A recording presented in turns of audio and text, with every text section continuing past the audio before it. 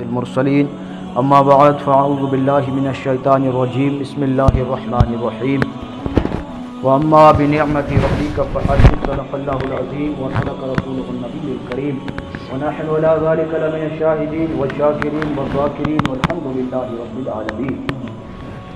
کانپتا ہے دل تیرا اندیشہ طوفان سے کیوں، کانپتا ہے دل تیرا اندیشہ طوفان سے کیوں، نا خدا تو بحر تو کشتی بھی تو ساحل بھی تو، نا خدا تو بحر تو کشتی بھی تو ساحل بھی تو، دیکھ آ کر کوچے چا کے گریباں میں کبھی، دیکھ آ کر کوچے چا کے گریباں میں کبھی، قیس تو لیلا بھی تو صحرا بھی تو مکمل بھی تو، قیس تو لیلا بھی تو صحرا بھی تو مکمل بھی تو، وائے ناکامی کہ تو محتاج ساقی ہو گیا، وائے ناکامی کہ تو محتاج ساقی ہو گیا، مہ بھی تو مینا بھی تو ساقی بھی تو محفل بھی تو، مہ بھی تو مینا بھی تو ساقی بھی تو محفل بھی تو، آہ کس کی جستجو آوارہ رکھتی ہے تجھے، آہ کس کی جستجو آوارہ رکھتی ہے تجھے، راہ تو رہ رو بھی تو رہبر بھی تو منزل بھی تو، راہ تو رہ رو بھی تو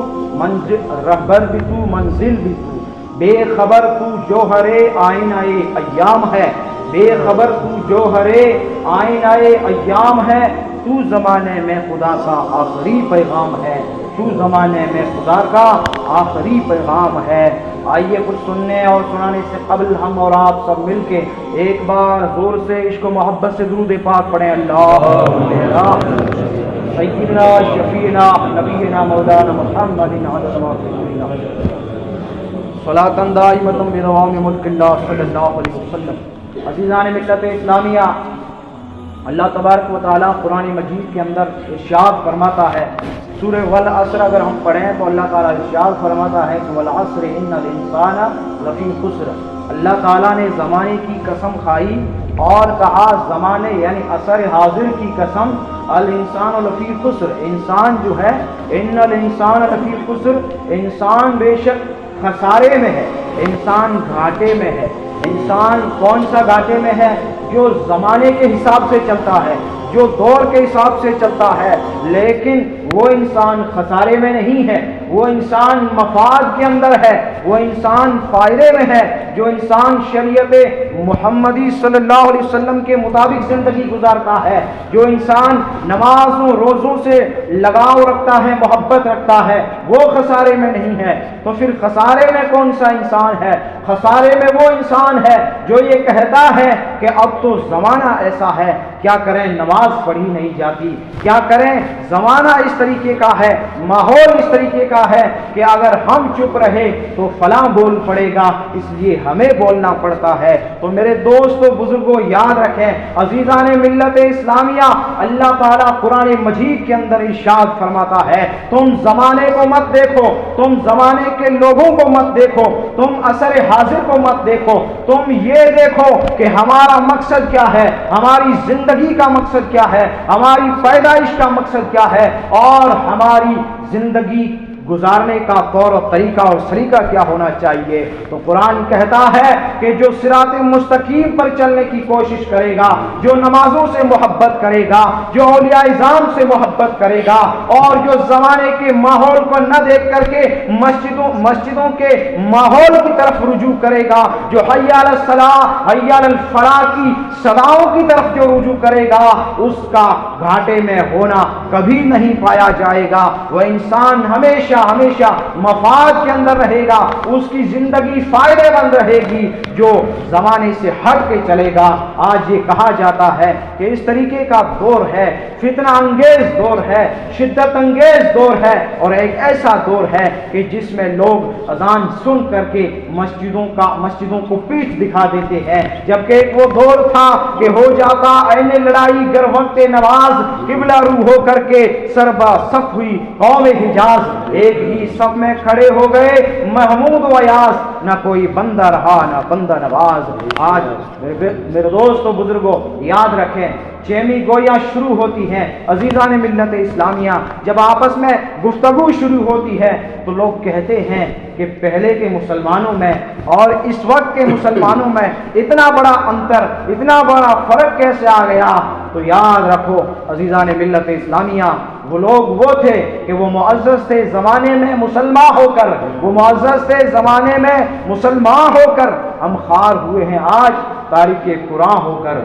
ہم نے قرآن شریف کے فرمودات کو، ہم نے قرآن شریف کے بتائے ہوئے راستے کو ترک کیا ہوا ہے، چھوڑ دیا ہوا ہے اور اس کو پسے پشت یعنی پیٹھ کے پیچھے ڈالا ہوا ہے۔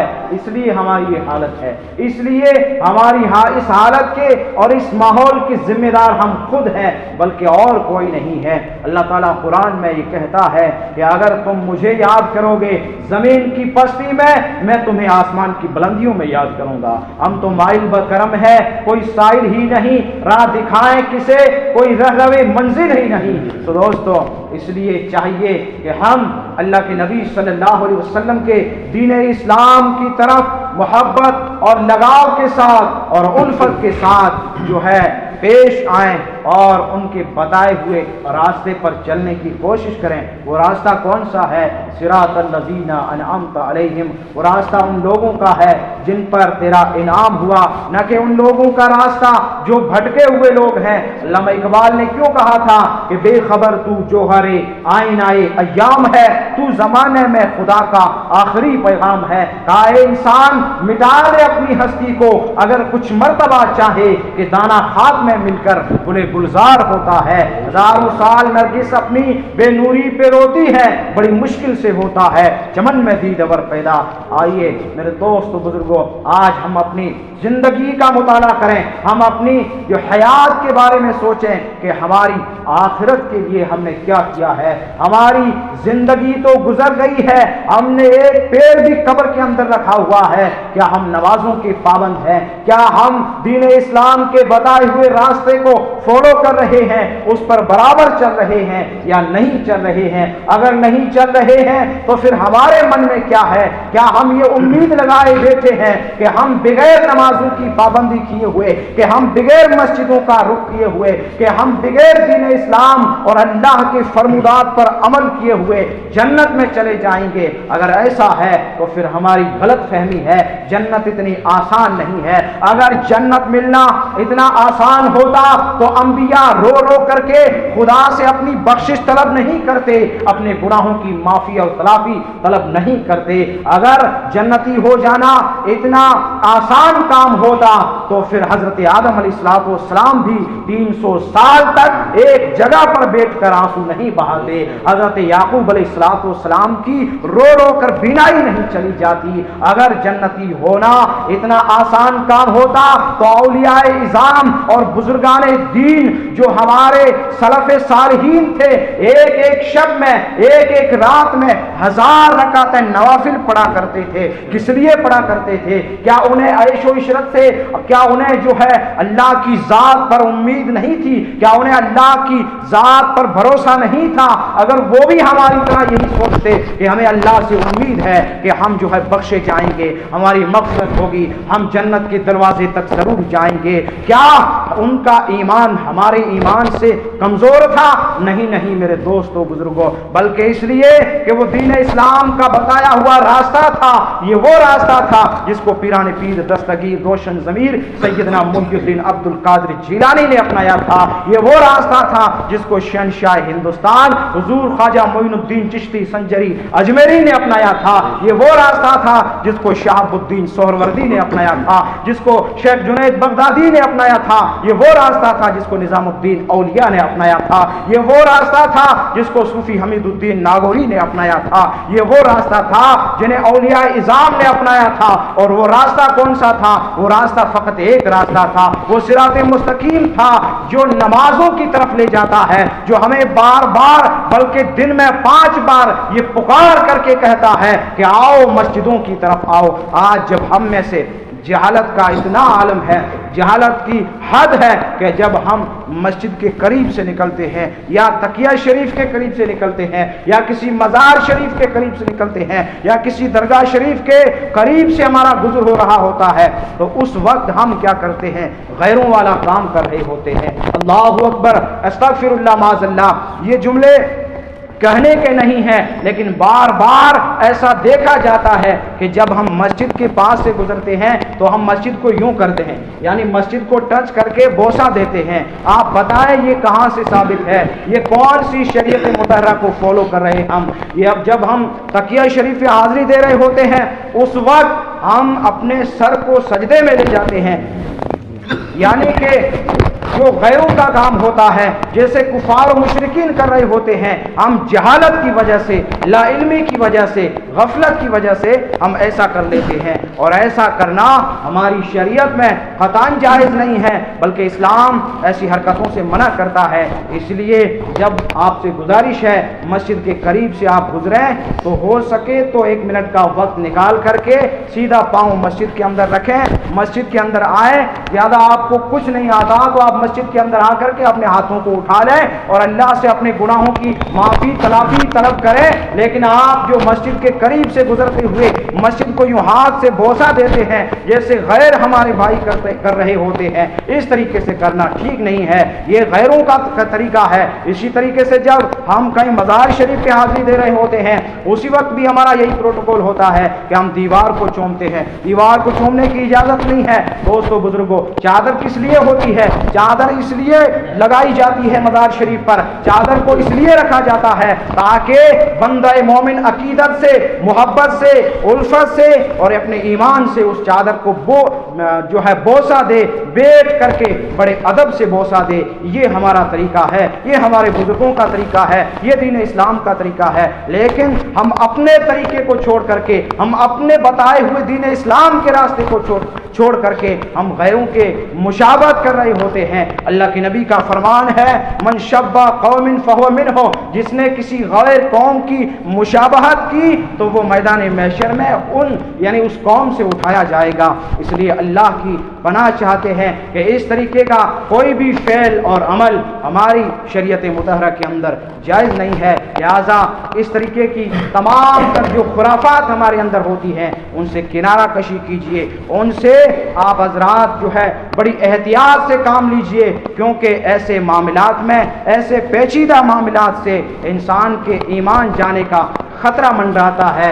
आइए दूसरी बात की तरफ चलें कि जब मस्जिदों के अदब व एहतराम का मामला हो, जब मस्जिदों के अंदर शोर शराबे का मामला हो, तो फिर एक बात याद रखें, ये बात कोई लिखी छुपी बात नहीं है कि अल्लाह के नबी सल्लल्लाहु अलैहि वसल्लम ने आज से 1400 बरस पहले कहा था कि मस्जिदों में शोर व शराबा क़यामत की निशानी में से एक निशानी है। यानी जो 12 अलामाते क़यामत हैं उनमें से एक निशानी ये भी है कि आखिरी दौर में मस्जिदों के अंदर शोर शराबे होंगे। आप अपने बुजुर्गान दीन की ज़िंदगी को पढ़ें, क्या किसी ने ऐसा किया है? आज से पहले गौसे आज़म रज़ी अल्लाह तआला अन्हु की ज़िंदगी को पढ़ें, सहाबाए किराम की ज़िंदगी को पढ़ें। आज हम तो फ़कत 8 दिन में एक बार हाज़िरी लगाते हैं। हमारे बुजुर्गान दीन, वो नमाजी, वो आबिदीन, वो मुत्तकी, वो परहेजगार लोग हमेशा मस्जिदें खचाखच नमाजियों से भरी रहा करती थी। ऐसे वक्त में भी कभी मस्जिद से जूं से तू तक की आवाज़ नहीं निकलती थी। लेकिन आज हम अपनी सारी सियासत को मस्जिद में आकर के उनके हल निकालते हैं। मेरे दोस्तों बुजुर्गों, याद रखो, इसके लिए हमारी पकड़ होनी है। मस्जिद में किसी भी चीज़ की इजाज़त नहीं है, सिर्फ ऐलान की इजाज़त है। मस्जिद में हमें इबादत करने के लिए अल्लाह तबारक व तआला तौफीक देता है। तो ऐसे मामला से बाज रखें। मस्जिद अदब व एहतराम की जगह है, मस्जिद हमारे फैसलों की जगह नहीं है। मस्जिद में हर मसले का हल होता है, लेकिन सजदे के अंदर होता है, सियासत से नहीं होता है। सो मेरे दोस्तों बुजुर्गों, याद रखें, ये बड़े पेचीदा मसाइल हैं। अगर हम जानबूझ करके ऐसा करते हैं, मैदान महशर में हर एक पल का, हर एक लम्हे का हिसाब लिया जाएगा। इसलिए जो शरीयत मुताहरा जिस चीज़ से मना करती है, हमें चाहिए कि हम मस्जिद के आदाब को मलहूज़ नज़र रखें। इस पर एक छोटा सा मुख्तसर सा बयान आप सुने। हज़रत पीरान पीर दस्तगीर, पीरों के पीर हैं, वो रोशन ज़मीर हैं, वो तमाम औलिया के सरदार हैं, इतनी इबादत की है उन्होंने, शायद कि क़यामत तक उनकी इबादत के बराबर कोई इबादत कर सके।